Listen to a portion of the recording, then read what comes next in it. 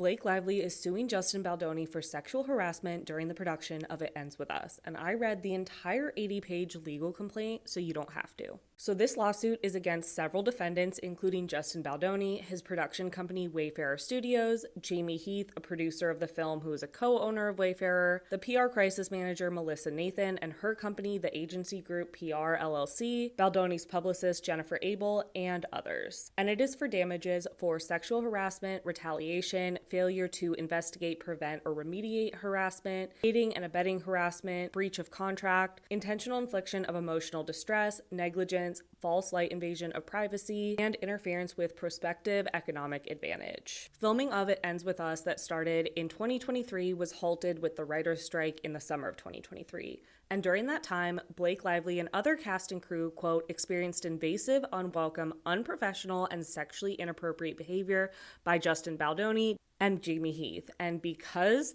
Baldoni and Heath held all the leadership positions on the production, they, quote, answered to no one and brushed off or ignored the concerns that Blake Lively and others expressed. Baldoni also allegedly ignored well-established industry protocols in filming intimate scenes and exploited the lack of controls on set to behave inappropriately. He improvised physical intimacy scenes with no intimacy coordinator. Here are two examples of this. You can pause to read. But for example, at one point, Baldoni insisted on shooting the scene over and over again, beyond what would be required on an ordinary set. And then at one point, they were filming a scene that had no sound, and Baldoni chose to basically act out of character just as himself, at one point making a comment, "It smells so good," but this was a scene without sound, so no words needed to be exchanged. The complaint says none of this was remotely in character or based on any dialogue in the script, and nothing needed to be said because there was no sound. And when Blake Lively later objected to this behavior, Baldoni responded, "I'm not even attracted to you." Which again, why does that matter? The complaint also explains how Blake Lively had signed on to the movie before a lot of the graphic content was added that was later removed, but when she objected to these additions that Justin Baldoni had made, he, quote, insisted he had added them because he was making the film through the female gaze. And the complaint discusses how during the creation of the film, Justin Baldoni would ask inappropriate and intrusive personal questions to Blake Lively. Quote, Baldoni and Heath discussed their personal sexual experiences and previous addiction and tried to pressure Blake Lively to reveal details about her intimate past. They would offhand discuss their past sexual relationships and would discuss other things that were not relevant to the film and made Blake Lively extremely uncomfortable. There are many more things that Blake Lively discussed in the complaint that was inappropriately done by Baldoni, including he could speak to her dead father, objectifying her, talking about her weight, etc., etc. And that's what led to the list that was discussed in the January meeting. So in January of this year, as filming for the movie was set to resume, there was a meeting to address the hostile work environment that had nearly derailed the production of the movie. At this meeting were Baldoni and Heath, a few other producers, Blake Lively, and her representative, which she chose to be her husband, Ryan Reynolds, because the meeting was about repeated sexual harassment and other disturbing behavior by Baldoni and Heath. This is where that list that has been widely reported on comes in. These were all the things that were discussed at the meeting based on things that Blake Lively had experienced while filming the movie. This included, among other things, no more showing nude videos or images of women, no more jokes or disparaging comments to Blake Lively, no more mention by Baldoni of him speaking to Blake's dead father, no more touching or sexual comments by Baldoni or Heath. You can pause to read this whole list, but this is also when they discussed that an intimacy coordinator must be on set at all times, and all of this was reportedly agreed to, but again, it all came from months of a hostile environment for Blake Lively when filming the movie. So that all happened while filming the movie. Those are the allegations of sexual harassment. And then we get into the part of the lawsuit that has to do with this alleged smear campaign that Baldoni, in my opinion, did orchestrate, but allegedly orchestrated against Blake Lively. So the complaint lists out what is essentially a timeline of what Baldoni did to create this smear campaign against Blake Lively and change the narrative away from allegations of his abuse on set, turning everyone against her. I know there's a lot of people involved in this, so as a reminder, Heath is a producer and co-owner of the production company who worked on the film Wayfair Studios.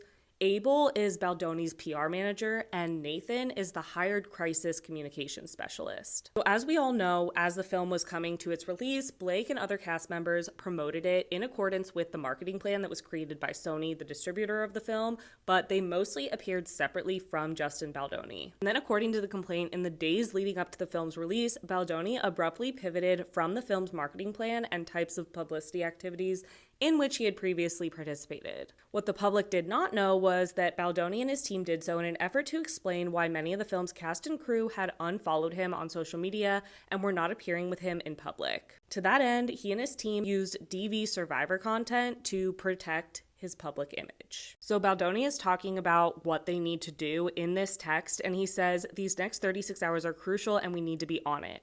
Looking at everything, finding the most emotional and touching content from survivors supporting this film and reposting. Need you to be finding survivors sharing their stories and amplifying them on my page and TikTok." The complaint says what the public also did not know was that at the beginning of a multi-tiered plan that Mr. Baldoni and his team described as social manipulation designed to destroy Blake Lively's reputation. The plan was backed by virtually unlimited resources, and they reportedly were prepared to spend $100 million to ruin the lives of Blake Lively and her family. Basically, Justin Baldoni pivoted away from the initial marketing plan for the film to explain his absence from the rest of the cast. So he shifted his focus away from a message of female triumph to instead capitalize on female trauma. He changed his Instagram profile, canceled lighthearted social media posts, and instructed his team to look for survivors' reactions and support, all in an effort to quickly shift his own public narrative to focus solely on survivors and DV organizations. So in this text, he said, "I'd like you guys to start posting me only talking about DV and clips and why this movie is so important." So he really utilized the message of the movie to make himself look better. Meanwhile, Blake Lively and other cast members were promoting the movie as was laid out in the marketing plan by the studio. So that's why it seemed like she wasn't doing any of that. Okay, and then the allegations about Baldoni started to come out. That's when things really amplified. So in May 2024, Baldoni told his team they needed a plan to get ahead of the claims against him in the event that they were to go public. On May 17th, Baldoni texted Abel, his publicist, telling her that Ryan Reynolds had blocked him on social media, saying, quote, "We should have a plan for if she does the same when the movie comes out." As press for the movie started and Blake Lively and other cast members were promoting it apart from Justin Baldoni, rumors, of course, began to swirl, and that's when Blake Lively revealed HR complaints against him.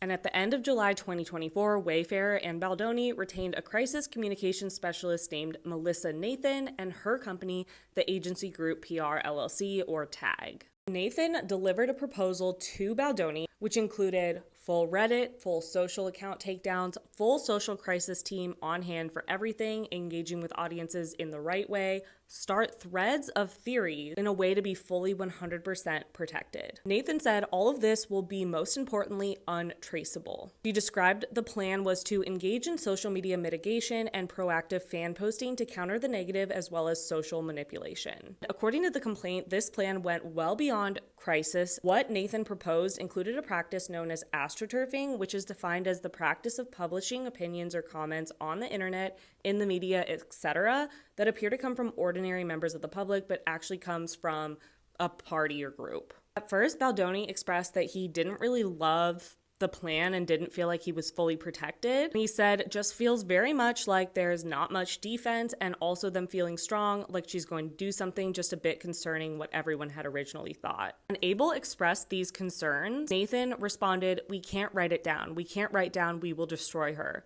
We will go to this. We will do this." This all came from the scenario planning document that was created by Nathan and her team. And the objective of this was to protect the reputation of Justin Baldoni, Jamie Heath, and Wayfair Studios. It discusses all the crisis mitigation and things that could potentially happen. So you can pause to read this. They discuss specific plans of actions for specific scenarios. So the first is if Blake Lively and her team push out the negative story about Justin and the post-premiere. It discusses if Blake, quote, subtly hints at her experience in post-premiere coverage, either in an interview, op-ed, or otherwise, and then also what to do if her husband comes forward in her defense. So they really plan for everything that could potentially happen and were pretty successful at. About this, Nathan wrote to Abel, "You know we can bury anyone, but I can't write that to him. I will. I'll be very tough." Okay, and then Justin Baldoni texted that they would need something like the level of Hailey Bieber's crisis management. And Abel responded, yes, I literally just spoke to Melissa about this on the break, about what we discussed last night for social and digital. So this was kind of what they were going after and what they were modeling after. And they were successful. According to Blake Lively's complaint, quote, in the weeks and months that followed with the direction and approval of Wayfair and Baldoni,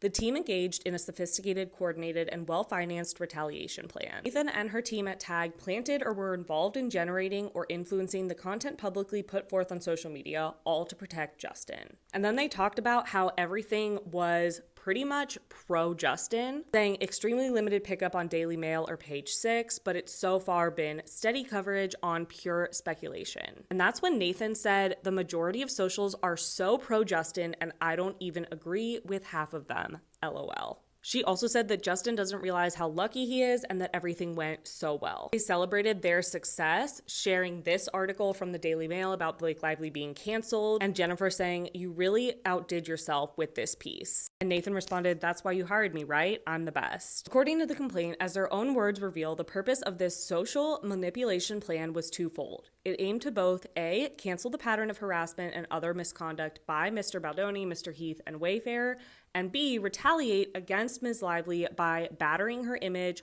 harming her business, and causing her and her family severe emotional harm. Millions of people, including many reporters and influencers who saw these planted stories, social media posts, and other online content, had no idea they were unwitting consumers of crisis PR, astroturfing, and digital retaliation campaign created and funded by Baldoni and Wayfair to hurt Ms. Lively. This is precisely the goal of an astroturfing campaign, to light the fire and continue to stoke conversations secretly, blurring the line between authentic and manufactured content, and creating viral public takedowns. This was a carefully crafted, coordinated, and resourced retaliatory scheme to silence Blake Lively and others from speaking out about the hostile environment that Baldoni and Heath created. This is illegal under both state and federal law. Blake Lively is bringing this lawsuit to hold Wayfair and its leaders, Baldoni and Heath, accountable for the ongoing retaliation, threats, and harm they have caused Lively and other cast and crew and all of their families. So the complaint says, quote, in sum, Mr. Baldoni has crafted a public image of himself as not just an ally, also a fierce advocate for women. Contrary to this image as set forth in detail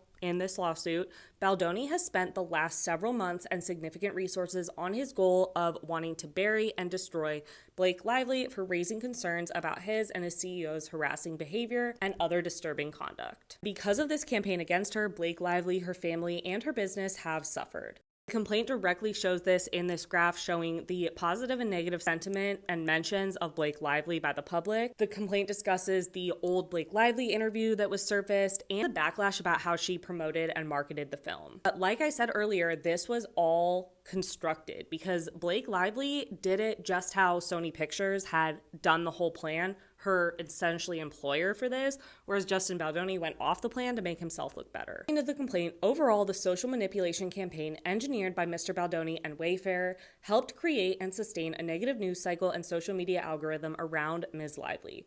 When it became clear that this media blitz was the result of an intentionally seeded, cultivated, and financed campaign against her, Ms. Lively began to experience mental, physical, professional, and financial harms that continue to this day. Justin Baldoni continues to claim that basically none of this is true. His lawyer said in a statement that Blake Lively's allegations are, quote, false, outrageous, intentionally salacious, with an intent to publicly hurt. However, his representative agency, WME, has dropped him. Justin Baldoni is now suing the New York Times over an article they wrote about Blake Lively's complaint. I read the entire thing and my opinion has definitely changed, but I'm no longer going to share any opinion that I have on this. I'm just going to share the facts from what is reported in the complaint. I did a 15-minute breakdown video of everything that Blake Lively's complaint said, so go check that out if you want her side of things. And now here's a breakdown of Justin Baldoni's side of things. Essentially, this lawsuit is saying that the New York Times worked with Blake Lively to publish an article that did not consider all sides or the full truth to the situation. First of all, in this lawsuit, the plaintiffs debunk the smear campaign allegations by showing the full text messages not included in Blake Lively's complaint, along with text messages with reporters and with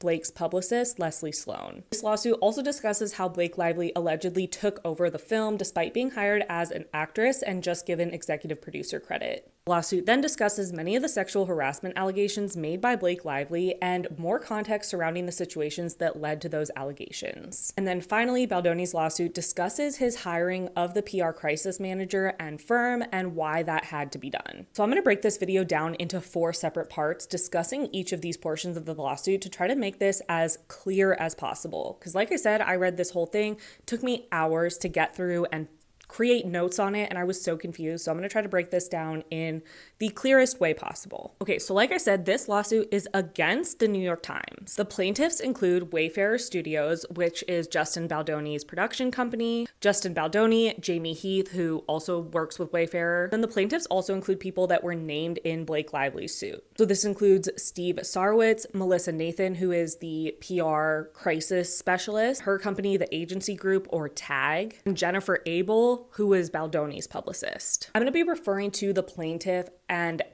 to this lawsuit as Baldoni's complaint, Baldoni's suit, but know that there are multiple plaintiffs in this case. It is not just Baldoni. This complaint is for damages for libel, false light invasion of privacy, promissory fraud, and breach of implied in fact contract, and they are asking for a jury trial. So this likely will not be resolved without this going to trial. Now that we've gotten all of that out of the way, let's first discuss how the New York Times allegedly falsely represented the situation when writing the article about Lively's complaint.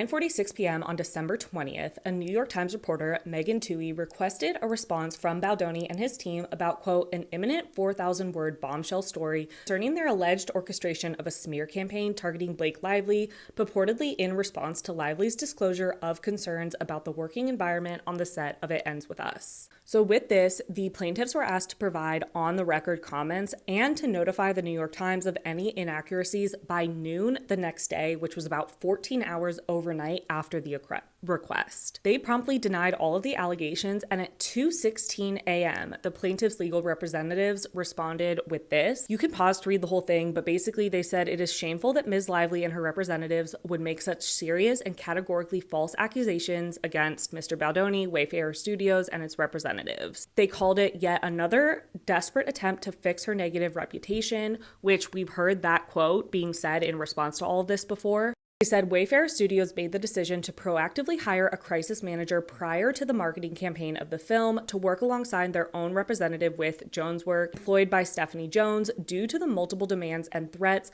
made by Ms. Lively during production, which included her threatening to not show up on set, threatening to not promote the film, etc., and we will discuss all of that. They said what is pointedly missing from the cherry-picked correspondence is the evidence that there was no proactive measures taken with media or otherwise, just internal scenario planning and private correspondence to strategize, which is standard operating procedure with public relations professionals. And then at 10:11 a.m., nearly 2 hours before Baldoni and team were told to respond by, the New York Times published this article, "We Can Bury Anyone Inside a Hollywood Smear Machine." Baldoni's lawsuit says that this article is a one-sided, unsubstantiated story on behalf of Blake Lively. So Baldoni's complaint says that despite the New York Times claiming to have reviewed the whole lawsuit and other documents, they, quote, relied almost entirely on Lively's unverified and self-serving narrative, lifting it nearly verbatim while disregarding an abundance of evidence that contradicted her claims and exposed her true motives. The complaint claims that, quote, given the breadth of the article and the coordinated drop, it is readily apparent that the Times had been quietly working in concert with Lively's team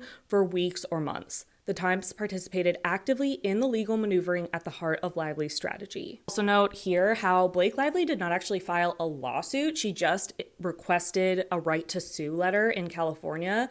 And this was because that type of letter does not require a discovery process or her to go under oath. Additionally, that type of complaint remains confidential unless it is leaked, as it was in this case. So they said while this type of letter can precede a lawsuit, it is clear, quote, that litigation was never her ultimate goal. Her real intention was to weaponize the appearance of legitimacy conferred by a number of legal documents to launch salacious, headline-grabbing allegations and reshape her public persona at the expense of the plaintiffs. And then it again goes after the Times, saying that the Times has chosen to double down on sensationalism and oversimplified narratives rather than striving for accuracy and balance. It says the article's central thesis, encapsulated in a defamatory headline designed to immediately mislead the reader, is that plaintiffs orchestrated a retaliatory public public relations campaign against Lively for speaking out about sexual harassment, a premise that is categorically false and easily disproven. It says, if the Times truly reviewed the thousands of private communications it claimed to have obtained,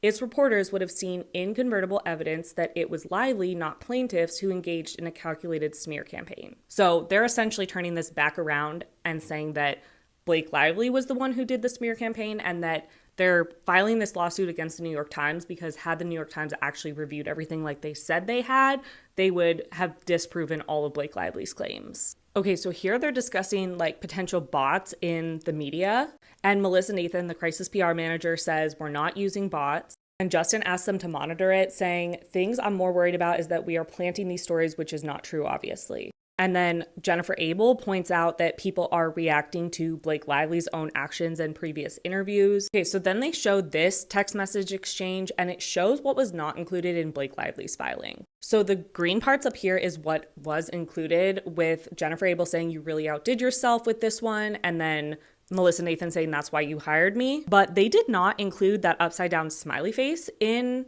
Blake Lively's complaint, and that's definitely telling and kind of gives more context to this comment, and that it was sarcastic, as does the following messages at the bottom that were excluded. So again, they kind of have this like sarcasm joking interaction, and that kind of changes the context of these messages. The Baldoni complaint goes on to say, quote, any negative press about Lively was unequivocally a consequence of her own actions. Even the Times itself acknowledged Lively's public missteps in an August 17th, 2024 article titled, It Ends With Us, The Press Tour Drama Explained. So once again, we're talking about the marketing of the movie. We will get more into the marketing in the part that we talk about how Blake Lively took over the movie. But as a reminder, Blake Lively was promoting it with her new hair care line, her alcohol brand, talking about outfits and that kind of thing. Whereas Justin Baldoni seemed to be promoting it more by talking about DV and amplifying survivors' stories. So at first, when the movie was coming out, Blake Lively was receiving a lot of backlash about this. But then in Blake Lively's filing lawsuit, she said that she was just following Sony's marketing plan, whereas Justin Baldoni went off track and did something for himself to basically make himself look better because he was already looking bad and had problems with the rest of the cast. So he was doing that to make himself look better. Where Justin Baldoni and his team are talking about Blake Lively's marketing of the movie, and they're saying her actions naturally triggered organic public criticism and unleashed a cycle of negative coverage. So they're saying it wasn't them who created this negative reputation for her, it was her marketing of the movie. Where this whole marketing thing gets interesting. So the complaint says the article fails to address the fact that Baldoni was systematically sidelined from the marketing of his own film. From the very beginning, Baldoni had insisted on marketing the film with a focus on DV and its survivors, a message that was integral to the film's purpose. Yet Lively drastically limited his input and deliberately steered the promotional campaign away from its societal message. So this is kind of explaining further context behind Blake Lively's claim that she was just following Sony's marketing plan, because it sounds like technically she was, but Baldoni is claiming that he was kind of sidelined from creating that marketing plan, and saying that he just went with the marketing plan that he wanted to go with, not the one that Sony decided to go with, which was influenced by Blake Lively. So it's just interesting because Blake Lively's lawsuit painted Baldoni as the bad guy for not going with the marketing plan and explained that's why she didn't talk about DV. But if what Baldoni is claiming is true, then she never wanted to talk about DV if she was the one who kind of orchestrated this marketing plan. A lot of he said, she said, and it's not really clear which is the truth here. Okay, and then the Baldoni complaint discusses the deliberate omission of Stephanie Jones and Jones' work from Blake Lively's complaint. So they say, more troubling, however, is the Times' deliberate omission of a critical player in this manufactured controversy, Stephanie Jones. As a reminder, Jones runs Jones Work LLC, which is the company that Jennifer Abel worked for while representing Justin Baldoni. Jones got wind that Jennifer Abel was going to leave and start her own company, and she then fired Jennifer Abel and required Abel to turn in her work phone. And it's believed that all of the text messages that were in Blake Lively's original complaint came from a subpoena of Stephanie Jones with this phone. So Baldonis Complaint says, once Baldonis and Wayfair's trusted public relations representative, Jones not only had intimate access to the communication strategy and crisis management surrounding the film, but also played a pivotal role in leaking private communications cited in the article. Betrayal driven by a quid pro quo arrangement with Lively appears aimed at shielding herself while aligning with Lively to curry favor and secure future opportunities. Again, this is all alleged. There's no proof of this, but they're essentially saying that Jones worked with Lively to give them all this information so they could file a lawsuit and then not include Jones in the lawsuit. To sum up this portion of the lawsuit directly against the New York Times, complaint says, though the Times admits that it had access to thousands of relevant text messages and emails, its skewed reporting makes painfully obvious that it failed to substantiate the false accusations hurled by Lively. Indeed, the objective evidence refutes any allegation that plaintiffs engaged in a smear campaign to bury Lively and destroy her reputation. Lively's wound was entirely self-inflicted. That plaintiffs retained crisis public relations to defend against Lively's unrelenting assault do not change this fact. They said this lawsuit seeks to hold the Times accountable for its role in this defamation campaign, but plaintiffs are not done. There are other bad actors involved, and make no mistake, this will not be the last lawsuit.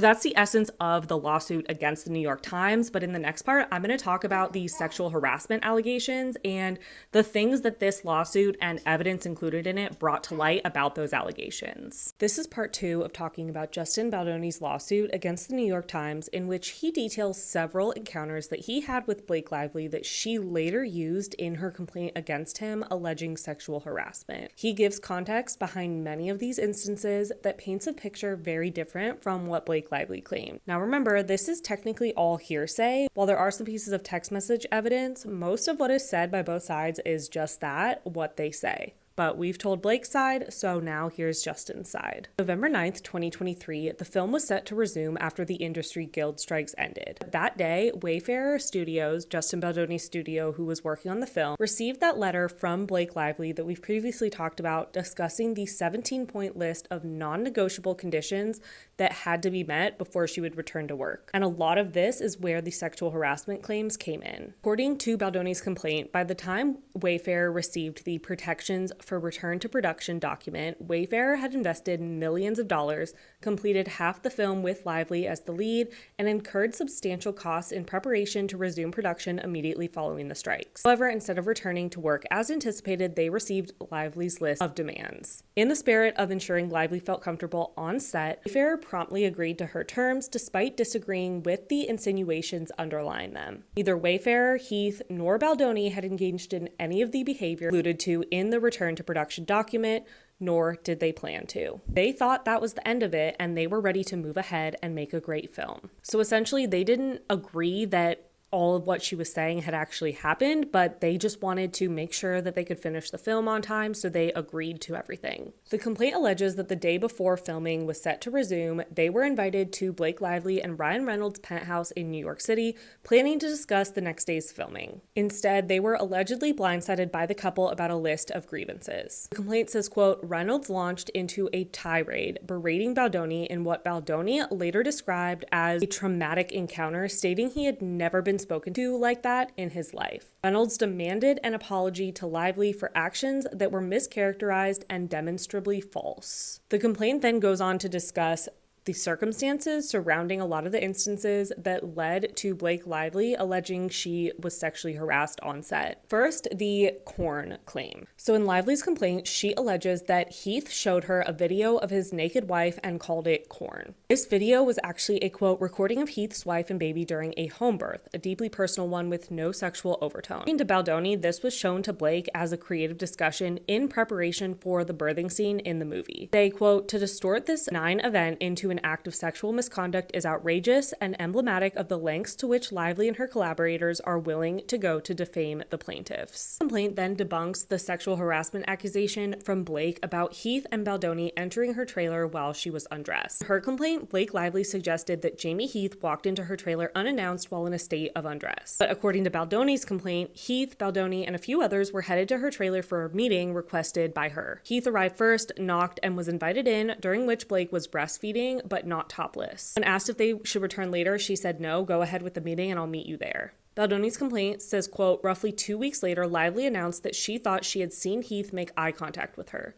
Heath immediately apologized and said he hadn't even realized he looked her way, in response to which Lively remarked, I know you weren't trying to cop a look. According to the complaint, a reference to this incident conveniently showed up on a document months later, distorted like the others and out of context in a list that the Times later published as fact. In Baldoni's complaint, they included this text message between Justin Baldoni and Blake Lively in which she said, I'm pumping in my trailer if you want to come work out our lines, showing that she was comfortable with him being around when she was pumping or breastfeeding. In Baldoni's complaint, they claim that him and Heath never went in unannounced, they knocked, and she was not naked. And then we have the demand from Blake about an intimacy coordinator being present. In Baldoni's complaint, he includes a text message in which he texted her offering for her to meet with the intimacy coordinator alone, and she declined. So when Blake's list of demands were sent to Wayfair, they were shocked about the request for an intimacy coordinator because they had previously utilized one and Blake had refused to meet with her when planning out the scenes. And then if you recall, one of Blake Lively's demands was no more talking about her weight. This came from an incident in which Justin Baldoni allegedly asked about her weight for crucial information to ensure safety and avoid injury in a scene. He was essentially training with a trainer that Lively had recommended for a scene in which he had to lift her up, and he asked about how much Lively weighed so that he could properly be prepared for this scene. The trainer relayed this information to Blake Lively, who then informed her husband, Ryan Reynolds, and the confrontation that followed was so aggressive that Baldoni felt compelled to offer repeated apologies despite his question being entirely reasonable and made in good faith. And then following this incident, Blake reportedly refused to perform the lift scene even though it had already been rehearsed with a stunt double. And then per Blake Lively's point discussing about Heath and Baldoni discussing their sex life with her, according to Baldoni, this came from a conversation they had while meeting in Blake's penthouse to plan the sex scenes. The complaint says, as it was, the sex scenes were not written, and it was always Baldoni's intention for them to be written with input from both the intimacy coordinator and Lively, the quote female gaze that Lively distorts in her complaint. There was a suggestion from the intimacy coordinator, and Blake responded, I'd be mortified if that happened to me, and then Baldoni kind of shared something personal about this, and then this complaint says that Lively distorts this both in the protection for return to production document and in her complaint. So Baldoni in this complaint is saying that everything was kind of discussed in the context of filming the scene, and they both discussed their personal lives during this conversation. Okay, and then Blake Lively alleged that she felt unsafe when Justin Baldoni used the word sexy to describe a wardrobe adjustment for her character, but in his complaint, he shows a text message in which she had previously used that same word to describe a wardrobe decision for her character, thus undermining the basis of her complaint. Baldoni's complaint alleges that Blake Lively used this conversation in her allegations about Justin making inappropriate comments on her appearance. But as you can see in these text messages, they were discussing that word in terms of wardrobe for the character. So even though Justin Baldoni's suit is against the New York Times in relation to the article that they wrote, this was used to discuss several of the claims that Blake Lively made and his explanation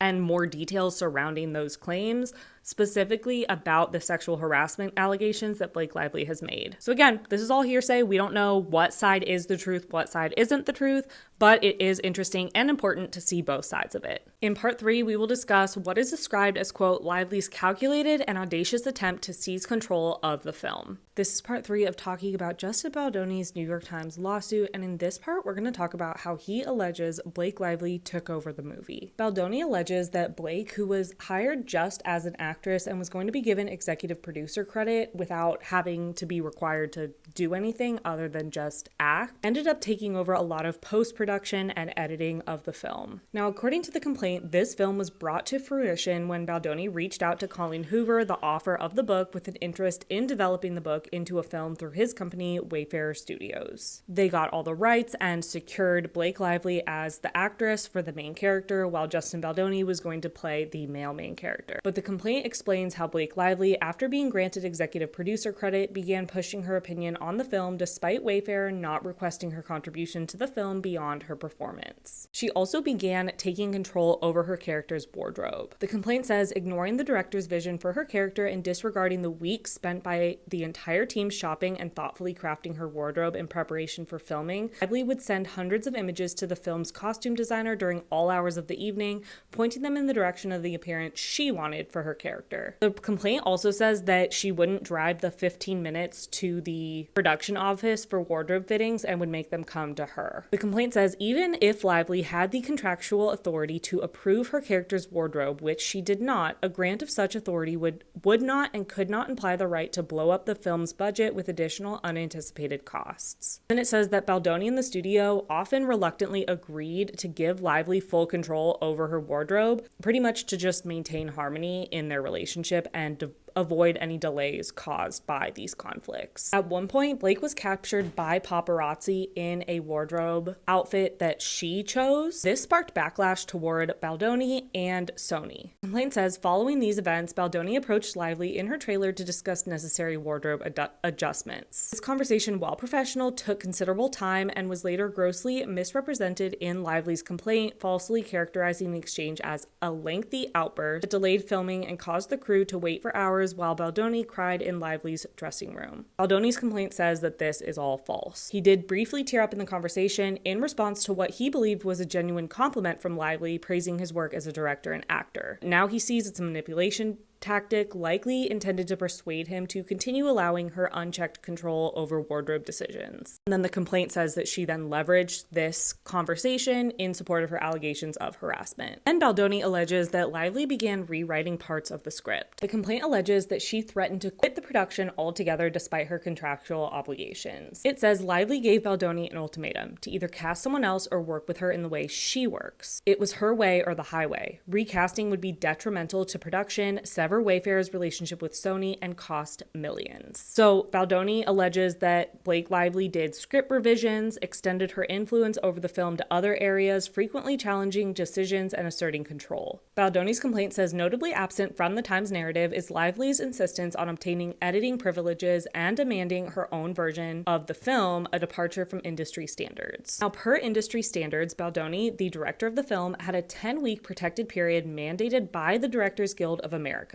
So this is the time when the director is entitled to privately edit the film and assemble their director's cut. This is standard in the industry, but Blake allegedly requested to join him in the editing bay during this protected period. He reluctantly agreed, and this led to Blake allegedly working alone in the editing bay and working directly with the editors. Baldoni's complaint details how Blake ended up pushing her way into the editing process, and then eventually she fired the editors, replacing them with her husband's editors. She also allegedly fired the film's award-winning composer, replacing him with composers from her husband's recent project. So Baldoni's complaint includes text between him and the two editors that he had been working with. Baldoni asked if they have seen her cut, and one of the editors said that they were just told that they're not going to be allowed to look at it, per Sony. Baldoni says the editors and director isn't allowed to look at an actress's cut. Got it. And then Baldoni says to the editors, what's best for the movie is that I suck it up and let her in. And they discuss what is included in Blake's version versus their version. And it seems like there was a lot of contention going on regarding the editing of the film. June 3rd, Justin sent, "She's kicked me out officially from the film now. She's finishing it all. I can't be involved. Music, sound, effects, everything. I'll make it through somehow, just need to feel it all." And according to Baldoni's complaint, Wayfair and Sony found themselves in an unprecedented and uncomfortable predicament. Two competing versions of the film created by two different individuals. One who had no contractual or creative right to edit the film, being Blake Lively, and then the other being Baldoni's version. But Baldoni's complaint alleges that Blake Lively threatened to not promote the film if her cut was not the one that was released. The complaint says, unsurprisingly, despite Baldoni's cut scoring significantly higher with audiences and the film's target demographic, Lively reneged on her promise. She insisted that her cut be the version released to the public, even going so far as to claim that the author of the book would also refuse to promote the film if Lively's version was not chosen. And then it says, under immense pressure, Sony and Wayfair once again conceded. So it sounds like the version version that we got was Blake Lively's cut, not Justin Baldoni's cut. And the complaint says, under the continued threat that in spite of her contractual obligations, Lively would not promote the film or approve marketing materials, Wayfair agreed at Sony's behest to give Lively a producer credit. But then she said she wanted a PGA mark designation licensed by the Producers Guild of America. And this is very coveted and means that this person did a lot more than just contribute slightly to the film. The complaint alleges that Lively demanded Baldoni, Heath, and other producers and department heads send letters to the PGA in support of her certification for the PGA mark. They did not believe that she deserved this credit, but allegedly Blake continued to threaten that she wouldn't promote the film, wouldn't approve marketing materials, so eventually they sent letters to the PGA requesting her to get this credit. But apparently Lively, quote, instructed Sony to tell Wayfair and Baldoni that any goodwill left between us is done after they refused to send this letter. The complaint then goes on to say, quote, Lively systematically excluded Baldoni from all marketing and promotional efforts with her and the cast for the film. He was not invited to any cast promotional events, cast screenings, premieres, photo shoots, or other cast campaigns. Baldoni was marginalized from the marketing process and left in the dark about the purported marketing plan allegedly created by Lively and Sony, which was later referenced in Lively's complaint as agreed to by all. So as we discussed in part 1,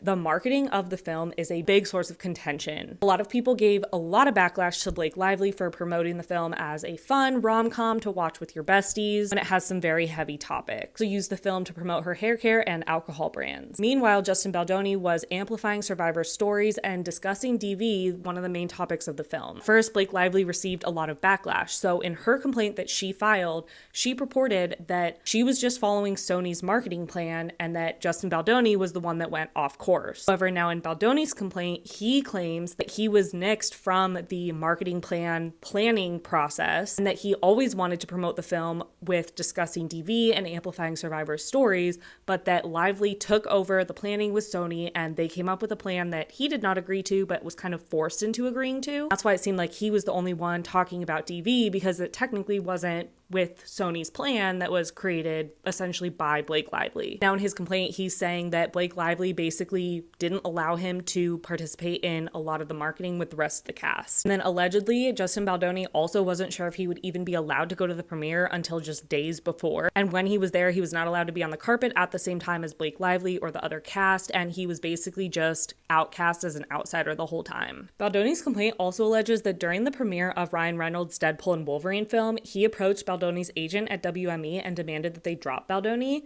There have been reports that WME has said this never happened, and WME did not drop Baldoni back in July, but they did drop Baldoni when Blake Lively's lawsuit came out. The complaint says when Wayfair and Baldoni hired Lively to appear in the film, they did not anticipate that she would execute a hostile takeover of the entire project. Lively's cynical abuse of SA allegations to assert unilateral control over every aspect of the production was both strategic and manipulative. Simultaneously, her public image suffered as a result of a series of high-profile blunders, which she tried to deflect by blaming plaintiffs for the public's prying interest into an A-list celebrity. This is nothing but an excuse. Then they say, alongside the Times, she orchestrated a malicious attack on the reputation, careers, and personal lives of plaintiffs, subjecting them to public humiliation, threats, and vitriol. And then once again, as I mentioned before, it says this lawsuit seeks to hold the Times accountable for its role in this defamation campaign, but plaintiffs are not done. There are other bad actors involved, and make no mistake, this will not be the last lawsuit. So Baldoni is claiming that Lively took over so many aspects of the film, from wardrobe to rewriting lines to the marketing and promotion to the premiere. In the final part, we'll talk about how Baldoni was forced to hire the crisis PR team, how Baldoni and his team claim that they did not purposefully create a smear campaign against Blake Lively. This is the final part of going through the Justin Baldoni lawsuit against the New York Times, and in this part, we're going to talk about how Baldoni was forced to hire a crisis PR team to combat what was described as the negative press push from Blake Lively. So the complaint alleges, quote, in direct response to Lively's oppressive tactics as described in the whole complaint, Wayfair and Baldoni retained Melissa Nathan and her company as a protective measure ahead of the film's premiere. Now, as a reminder, in Blake Lively's complaint, they claim that Baldoni and his team hired Nathan and Tag to essentially create a smear campaign against Blake Lively because Baldoni was the one who was starting to get negative press, and they wanted to flip the script and push the negative press on Blake Lively. Baldoni's complaint says, though as a standard industry practice, Tag prepared for worst-case scenarios based on Lively and Reynolds' prior behavior, no aggressive tactics like astroturfing, as is alleged in Blake Lively's complaint were ever employed. TAG maintained this defensive position throughout its engagement, verifying facts and correcting misinformation without retaliation, a strategy endorsed by Baldoni and Wayfair in an effort to reprioritize the film's significant social message. So essentially, Baldoni and his team are saying that they hired Melissa Nathan and TAG as a defensive measure, not to have any aggressive tactics, create a smear campaign, do any astroturfing, and to essentially defend against the negative press from Blake Lively and to refocus the press, the information that was going out to the media on the film's important social topics, DB. Now, Baldonis Complaint alleges that Leslie Sloan, Blake Lively's publicist, is the one who launched the negative press push against Justin Baldoni. The complaint says that as early as August, TAG was made aware of Sloan planting an unfavorable, false, and defamatory story about Baldoni to Page 6, and that she then proceeded to feed false stories to the Daily Mail and the New York Post. Sloan would also put a false story alleging that there were multiple HR complaints during production. This, in addition to Sloan weaponizing Baldoni and Wayfair hiring TAG and Nathan. In these text messages in the complaints, they're discussing bots and the stories that have been placed. Melissa Nathan says they are doing this to themselves and it's really obvious. Justin Baldoni says things I'm more worried about is that we are planting these stories, which is not true, obviously. And then Jennifer Abel discusses everything that was being shared in the public, saying that everybody's reacting to Blake's own actions and interviews, not anything that they're putting out there. And then Melissa Nathan is saying none of us would ever do this. This isn't something that is part of our strategy. Nathan says the content creators are on fire, and Justin, she has handed it to them all on a plate, essentially saying that Blake Lively was the one doing this to herself. So to wrap this all up, Justin Baldoni in his complaint is saying that they only hired crisis PR manager to fight back against what Blake was already doing and as a defensive tactic. And they're saying that they made no aggressive movements, did not participate in astroturfing, and did not plant stories like Blake Lively's lawsuit alleges they did. Instead, they say that all the negative press and everything negative that happened to Blake Lively was because of her own actions. This is an overview of this entire lawsuit. You can find it online if you want to read the whole thing. The plaintiffs are requesting a jury trial, so it's unlikely that this will settle in court. That's just what I'm getting from it. I'm not a lawyer. I don't know how the legal system works, so maybe they will settle. But honestly, if anyone settles, they're basically saying that they know they're wrong. So I wouldn't be surprised if this does end up going to some sort of court, whether it just be a judge or a jury trial. But I will keep you guys updated when we know more. I hope this was helpful.